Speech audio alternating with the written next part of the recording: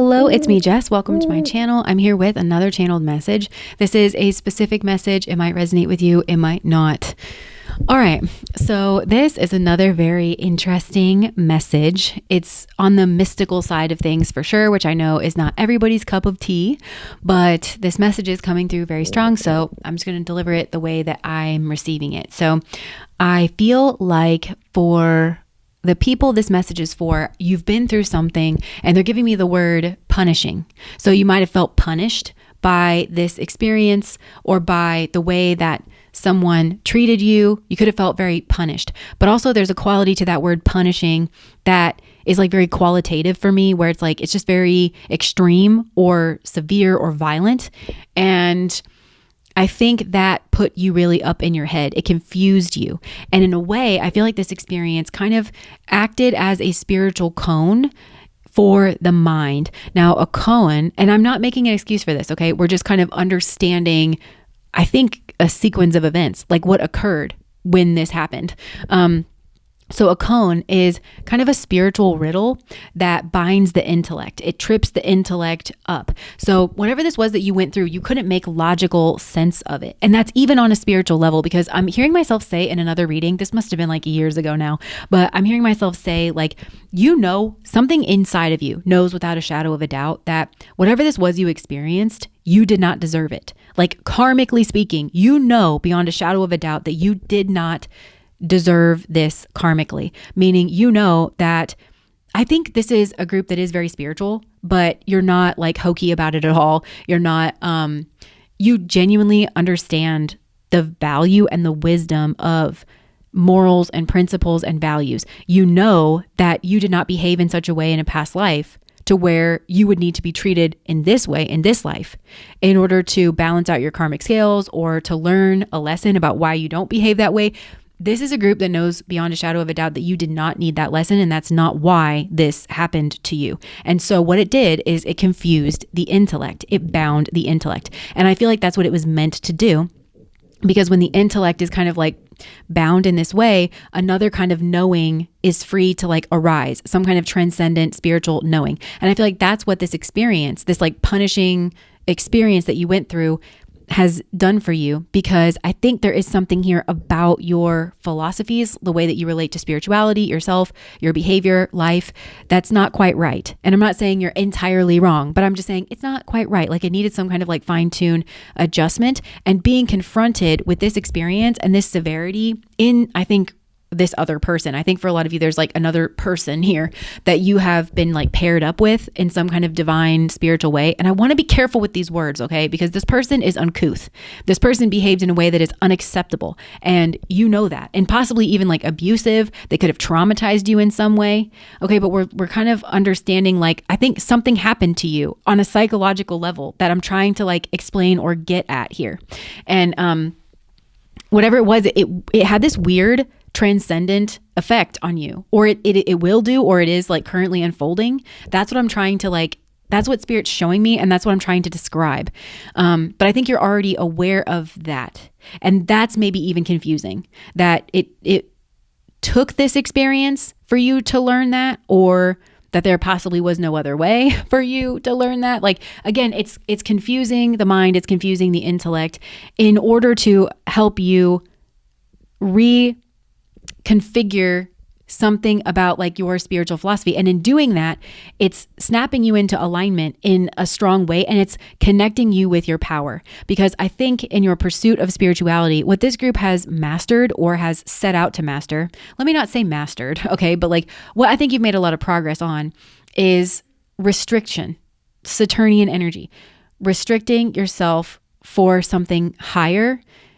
And that, I think, means restricting your own power. And in doing so, it's been like a labor of love for you, because on the spiritual journey, I think, you know, the highest thing that we can become, and this is what we're all kind of in pursuit of, this is the way that I would describe it, is like understanding that the most powerful thing that you can be is just a vessel for God. So we have to kind of practice getting our ego out of the way. And that's when we are in our most fulfilled state.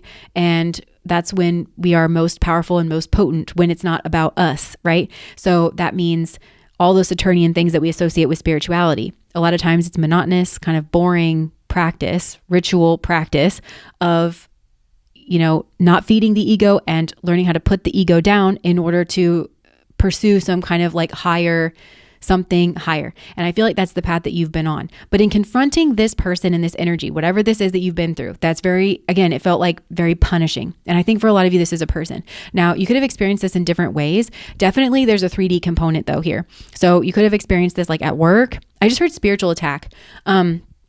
You could have experienced this at work. You could have experienced this in a relationship with somebody, but whatever it was, I feel like it's like bullying treatment.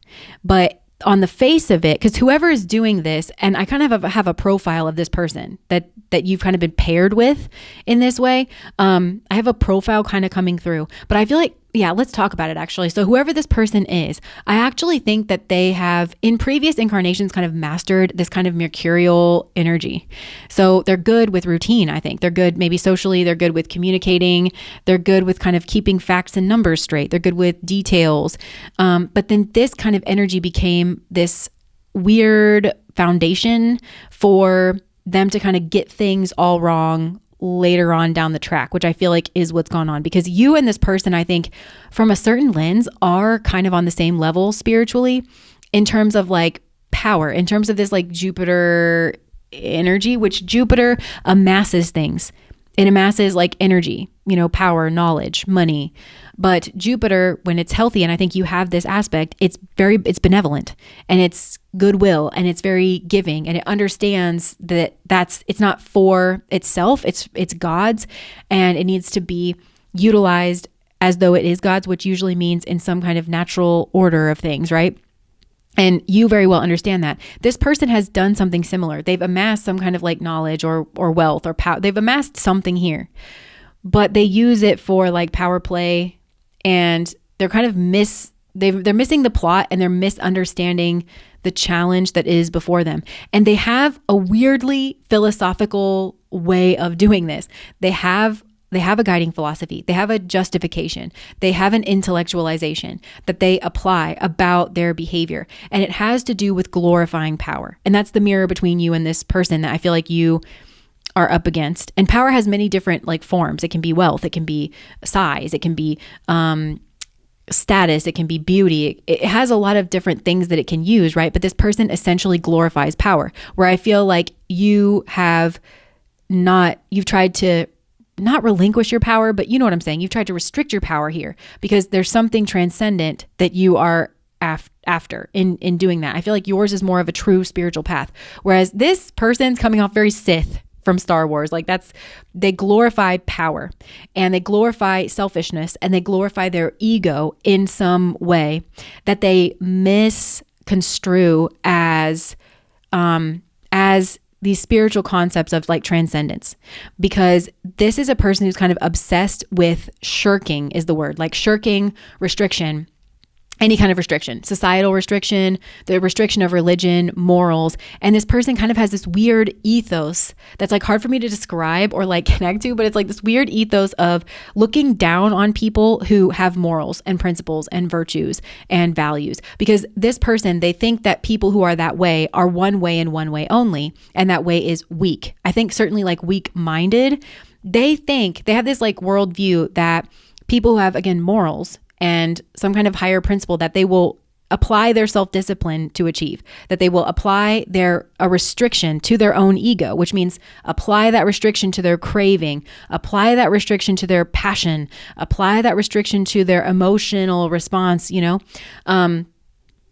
they think that is only done because a person is like weak-minded and they maybe lack courage to be a lion and go their own way and not let those things control them. But again, I'm coming back to this word like shirking it. They try to shirk restriction, which to use spiritual terms, that's not transcendence, which is the ultimate goal of spirituality. To transcend something is to come right up through it. This person is trying to bypass restriction. They don't understand Saturnian energy. They don't understand putting down the ego. They don't understand that sometimes to submit to something that is genuinely higher than yourself is the most liberating thing you can do, which is the paradox of spirituality. But that thing you submit to is God. This person thinks they are God. They like to play God. And they have this like weird superiority complex, but it's like very much connected to their immorality and the fact that they don't adhere to principles or virtues, if that makes sense. And so that's like your mirror. That's like kind of again, this like weird mirror between the two of you, is that you both have like entirely different worldviews. I do feel like this person's really up in their head about you at this moment. And maybe, again, you've been up in your head about this other person. Why do they behave that way? But I think it's taken a lot for you to figure this person out as well. Very confused, because this is a person, like I said, they've mastered these kind of mercurial things. So this is a person who's maybe very good at keeping a routine. That's maybe very good at saying one thing to one person and another thing to another person, and like keeping the details of that like straight in order to like hide their footprints. This is like, it's giving werewolf energy, but it's giving, there is like a kind of, again, like this explosion, like passion energy of like now I'm a werewolf and I'm a scientist by day and a werewolf by night. Like, you know, it's giving that kind of howling at the moon, but I don't know, they justify it as like being untamed or uncontrollable when it's not the same thing. Like, they're not in control, but it's not admirable. It is a weakness what they're doing, but they don't see it. And I feel like you are meant to mirror that back to them. There's some kind of strength and there's some kind of pattern, because this person's good at Mercury, right? Mercury finds patterns. There's some kind of pattern, and this person thought that you fit some kind of mold, maybe of people that they went after in the past, because I feel like this person goes after people to dominate, you know, in some kind of way. They thought that you fit some kind of pattern. And then I feel like you shirked that mold. You sidestepped it. And it's because one thing that you understand about spirituality and God, I think, that this person does not, is that God is so infinite, right? Like so big. God is everything. God, I personally don't think that we can understand God, especially like in our limited human capacity, because God is just too big. And to our limited human capacity seems very paradoxical. Seems like, well, how can God be this, but also that? And it's just, I don't think we're meant to, but I think that we're meant to, there's a prize in like striving, you know, there's a piece in, I don't know, something like that. And maybe that's just because that's as far as I can get with it. Maybe there are people who are able to do that. So what I'm saying is, to me, God won't make sense to the human mind logically. We're not set up with that level of processing power, if you get what I'm saying. So this person, there's a lot of mind in what this person does, and they glorify the mind. And my teacher, Ramana Maharshi, says the mind is an obstacle to liberation. And liberation, of course, is like freedom. And freedom is like ultimate transcendence. And God is benevolent in that way. And I don't know, like could control us like puppets on strings, but ultimately wants our liberation. And so merging and worshiping God is our own liberation. And it's a paradox. And I don't understand it in my logical mind. Like I was talking about the cones. This spiritual teachers are known for this. They throw out these cones that bind the intellect so that another kind of knowing can arise. This person worships the mind, like I was saying. So you understand that God is not purely logical. So there's other ways, right, of merging with God and being in alignment with that energy that gives these kind of other results. And I think you've done this. You've somehow demonstrated this with this person, where you've evaded them, or you didn't act in the way that they thought you were going to act in regards to their pattern. And you did that, I think, by following your virtues and your principles and your morals, which was really just you communing with God. It was you aligning yourself with God, and not in an intellectual way, in a way that the mind understands. And it gave you a kind of power. It gave you a kind of superiority that this person doesn't understand. Your submission to something genuinely higher than yourself and your ego, your cravings, your wants, your desires, your application of self-discipline and self-restriction in that way meant that you didn't follow a certain pattern. And that was this person's cone that bound their intellect. They couldn't figure it out, because this person's good at Mercury shit. They're good at patterns. They're good at communicating, and they're up in their head about it. And it was meant to show them that where their philosophies are incorrect, just like they were sent to show you where your philosophies are incorrect, particularly your philosophies on power. And so I think this person has helped to connect you with your power, especially by giving you a place to exert it, where it is actually in alignment with your morals and your values and your principles to do so. And we'll circle back around to that. But again, with this person, like I said, they worship power. And there's this weird thing too, where I think they're very susceptible to like dark energies, because, they're showing me like, Mars and Ketu, where like Mars, so that's like Ashwini energy, which is the very first nakshatra of the entire zodiac, but it's also the first nakshatra in Aries, which is, all of that is a very masculine explosion of an energy. And this person kind of has that, but it feels very violent the way that it's coming through with this person, and uncontrolled. And because, so Mars, what I was going to say, Mars rules over the physical body, but also the head. Mars rules over the blood. Mars rules over competition. It rules over selfishness. It rules over schmegs. It rules over violence. And I think, again, that's this person's ethos. All of that is incredibly, again, it's selfish and it's bound to the body. And I think this person knows that. I think this person has some kind of like philosophy about the body. It could even be that the body is like sinful. The body is like of the devil, and the spirit is of God. But they really relish or lean into that. And they feel like that's kind of the key. There's something here that I don't quite like understand when it comes to that. But K2 is where this gets kind of interesting, because K2 is the sign of the sage. It's a headless body. So you've got Aries, that's like a body and a head, but then you've got K2, which is a headless body. And it's very mystical. Like it picks up on kind of like other energies. That's what I'm saying. I think that this person is very influenced by like dark energy that taps that Mars principle, but also this like kind of passion, masculine, explosive principle in a way that's like very destructive. And it amounts to this like selfishness and this like worship of the ego instead of a transcendence of the ego. But like I said, I feel like you've got this person really up in their head because they don't understand power. They don't understand the power of like love. They don't understand the power of restriction and discipline and, again, submission. This is a person who's obsessed with domination. They feel that they are God. They feel like they should be judge, jury, and executioner. And they kind of feel that anybody who has like morals or virtues, they are lesser than them, and therefore they deserve to be, I just heard like treated like animals, or they deserve to be like pawns in this person's game, or they deserve this kind of like selfish, like violent kind of approach and bullying treatment. They really are viewing that as like a weakness, a weak way to be. And it's not.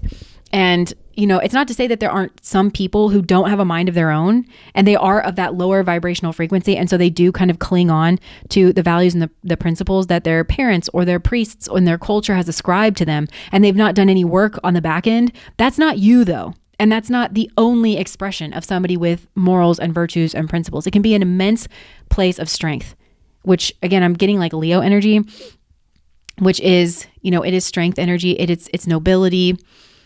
It's this bright sun kind of energy. I don't know. And I just heard innocence is the seed of nobility. They don't understand where your strength comes from, and it's got them like bound and up in their head, but they do want to dominate you just for the sake of dominating you. And I think, again, this person feels this way towards everybody, but I think you also fit a certain pattern. Like you're in a certain group. This is also a kind of person that groups people together by patterns, because like this person operates by patterns. So there's some type of rhyme or reason to it.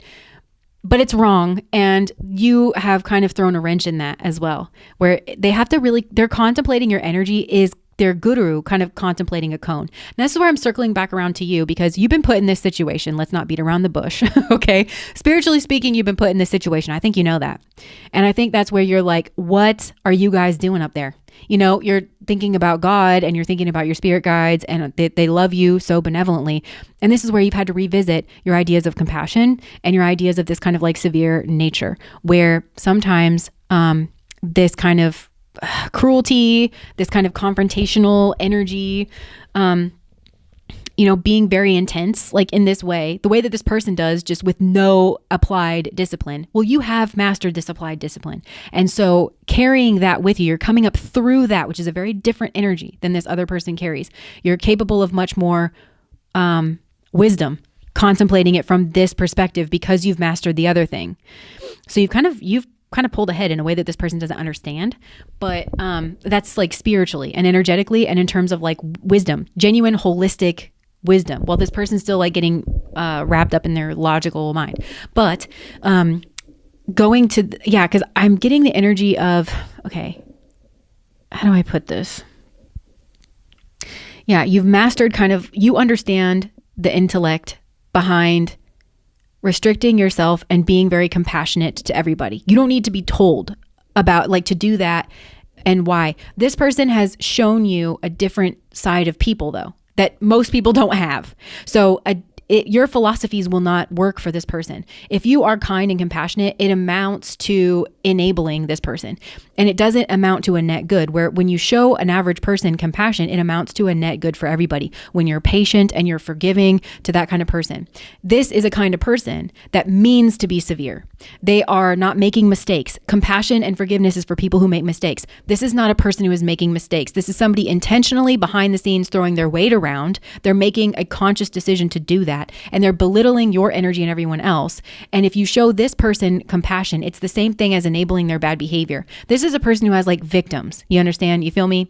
This is a person who has like treated people very badly on purpose. This is somebody who bullies people behind the scenes, but they have this weird way of pretending to be civilized to do it.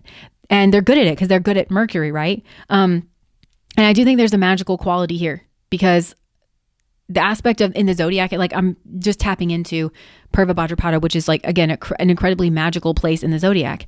And I think that has been really hard for you to confront, because in doing so, you got a lot of victims here that don't get their justice, but the bleeding never stops for these people, because this is somebody who is taking the stance of maybe what they're doing is they're preying upon your morals and your virtues and your values. And this is where Spirit's saying, you got to revisit this. We've got to refine it. Don't throw the baby out with the bathwater. You're correct about 98% of it.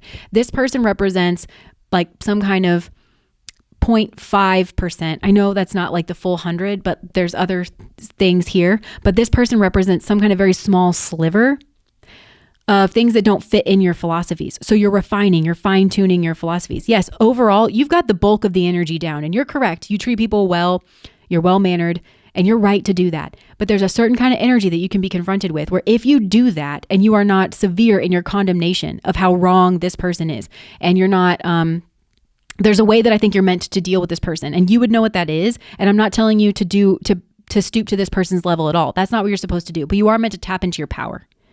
And for some of you, that's like a magical capability here, or an energetic capability, because I think that you're so used to practicing restricting your power that you forgot you had it, or you don't know how immensely powerful you are. And I actually think that there is some type of assured victory here. I think that you are, I want to say by far the more powerful force here, because it's like you have, in all of your restriction and self-discipline, I think you've amassed quite a bit of power, and you don't even know it, because your guru is guiding you, as gurus do, in their infinite wisdom, and made sure that you knew this first part first, that you treat people well and with compassion. And when you master that, first of all, you've built really great karmas and amassed like a lot of energy. And now you kind of know where to use it, and you're worthy of the power that you have. And this is where I'm hearing myself in another reading. I know this reading's been very long and I'm kind of losing my train of thought here, but because it's really heady and it's really philosophical, but I feel like this is the place that this experience has touched within you, and it's meant to touch within you. But I was watching Dragon Ball Z with my husband, and I think his name was Vegeta, the character. Well, no, it wasn't actually. It was this other side character with like light blue hair, and he was somebody's son that was like really, really powerful, and supposedly the most powerful person on the planet, at least at this time. And they were fighting like a bad guy, and the bad guy was like talking mad smack and was like, I knew it, you're worn out, you're tired, you could never defeat me. And he's like, there's somebody more powerful than me on this planet. And he's like, no, there's not. I'm scanning, and like there's nobody else. But this powerful person knew his son was more powerful than him, that he just did not tap into his power because he never wanted to hurt people. And that if he was put into a situation with a real bully, a real piece of shit, that he would have a reason to tap into his power, that he knew that it's kind of like a reverse cone is what they're giving me, that it wouldn't bind up the intellect. It would kind of connect the dots of like, actually, my values and my morals and my principles mean that I can stand up for myself in this. I do feel like I can fight back in regards of this. And because of that, I can know how hard of a punch I throw. I'm speaking metaphorically. I'm not telling you to be physical or violent or to put your hands on anybody here. It's beneath you. But it's like you can engage in something here to defend yourself. And because of that, then you can tap in and just understand how powerful you are. So if you feel left out in the cold by God or by your teacher is demonstrating they've put you in a very cruel situation, and it's the utmost of compassion because it's what's connected you to your path. This is for some reason kind of an experience that you needed to bypass, for you to even connect with your own power if that makes sense, because you could never have connected with it in a situation with like a regular person who would require forgiveness and compassion. This person is a rat bastard, and they feel emboldened and they feel powerful. And this person like wants attention for that, for doing that. There's something here to do with like attention, where they like to sneak around and not be caught, and then be kind of outed, but not entirely, for every little thing that they've ever done, because they just are so obsessed with the superiority of like the mind and the intellect, like the mercurial intellect. But there's so much more. There's so many more different kinds of intellect. And when you put them all together, that's wisdom. And that's true liberation. And this person is almost not interested in pursuing liberation, because again, they define liberation and transcendence as shirking restrictions instead of understanding that they are there for a reason. And if you learn how to work with them, it is a way of, somebody said the other day, that limitation is the birthplace of creativity. Understanding that limitation is not just an affront. It's an affront to your ego, but again, in a way that this kind of cone energy is. So this person isn't really, they are very intelligent, but they've just kind of overdeveloped themselves in one arena, and it's not rounded out by other forms of intelligence. And you have really embarked on that journey, at the very least, of trying to round out your intellect or something here. So I've talked for an absolute age. I hope this made sense. And also, I'm not making any kind of excuses for this person's behavior. It's being made very clear to me that this person has terrible behavior and is very slick. This is a very slick person. And to them, that's the only thing that they care to be, is slick. And they feel like if they're being slick, they're powerful and that they're winning at life. And that's the only thing that can be achieved. That's the pinnacle of achievement. So this person really doesn't understand about spiritual liberation. But it's weird because it's kind of like the Sith, where they kind of operate in that space, in the energetic space, maybe in the magical space, but it's completely devoid of God, and they try to rival God, actually. But actually, they have a version of God. I don't know. I don't know. This, to me, it's just kind of on the wrong side of things. And there is an ignorance to it that this person doesn't understand. There's a power here, and that's what you're meant to contemplate. So is that this is a person who is trying to use your morals and your principles and your virtues to get you twisted up in your head. But I actually don't think that, I think your philosophies and stuff are much more well developed than this person realizes. I don't think this person's ever met somebody like you. And be very careful, because this person's slick with it. They come off very civilized. They come off better than normal. But this person doesn't feel like they need to restrict themselves, and they don't really have like a solid identity or sense of self. And they're extremely emotionally unregulated. But it's at certain times. It's after they've kind of considered every detail in the landscape that they just like kind of go absolutely batshit crazy. And maybe some of you experience that, where you're like, whoa, who is this that I'm dealing with? Anyways, I'm going to leave that there. If that resonates, please like, comment, and subscribe to my channel. Bye.